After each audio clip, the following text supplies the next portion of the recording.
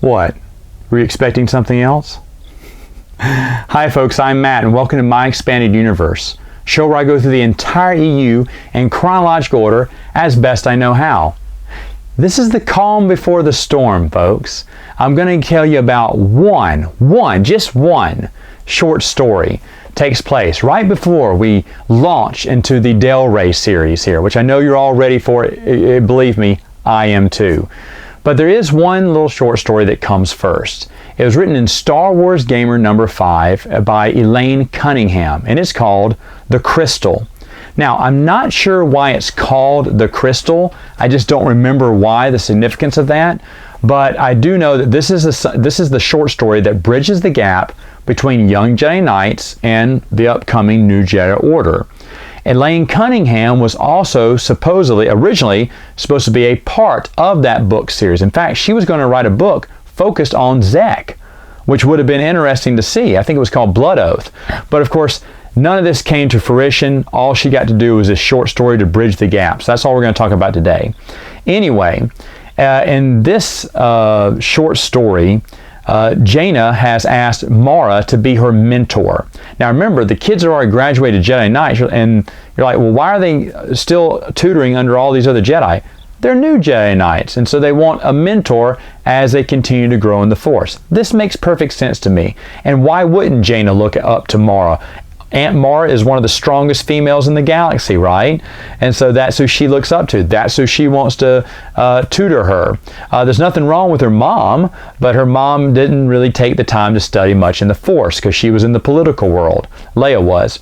So Mara agrees to take her on as a not yet an apprentice, but kind of. Now remember, the prequels really hadn't come out at this time, so they really weren't sure how things were supposed to be working, but they were kind of getting an idea. Maybe I correct myself. I think the prequels had come out. At least the first movie had come out, and they were saying, ooh, we need to change things up a little bit here. So Jaina becomes Mara's mentor. Now, Mara is mentioned as having a mysterious illness, but it's just kind of a pass-away phrase because, again, we're setting up the story for the next big storyline. Well, Han Solo comes to visit his little girl. He's so proud of her for graduating from the academy. He has a present for her. It's a Z95 headhunter. Ooh, Jaina got a Z95 headhunter. Hey, you know what Jason got from Han for his graduation gift? The finger. I'm kidding. But I don't know. I mean, again, I hate the imbalance between Jason and Jaina.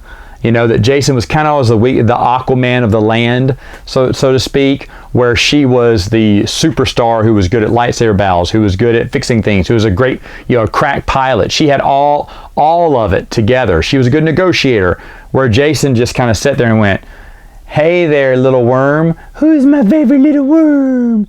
I just didn't like that imbalance between the twins.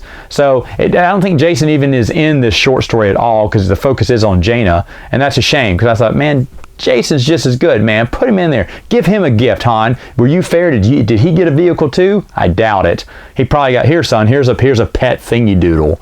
We found it. It was a flea off of Chewbacca. Here, take it. It's a terrible dad. Terrible dad. Well, anyway, Jaina goes out on takes the Z95 for a spin, and of course she encounters a malfunctioning cyborg who has his own fighter, and then he goes after Jaina, and they have this big dogfight, and Jaina comes out victorious because she's a crack pilot too. And that's basically all it is. Just a little mini story, mainly meant to bridge the gap to say where's Jaina going to be in the next storyline, from how they get from Young Jedi Knights to New Jedi Order. And that's basically all it is, a nice little short story. It's okay. It's not bad. It's not something great, and it's something we'll never see again. But it does kind of explain, okay, even though they're graduated Jedi Knights, they still have to mentor under someone else. All right, folks, that's it for now. But you know what's coming next time. I'll see you then.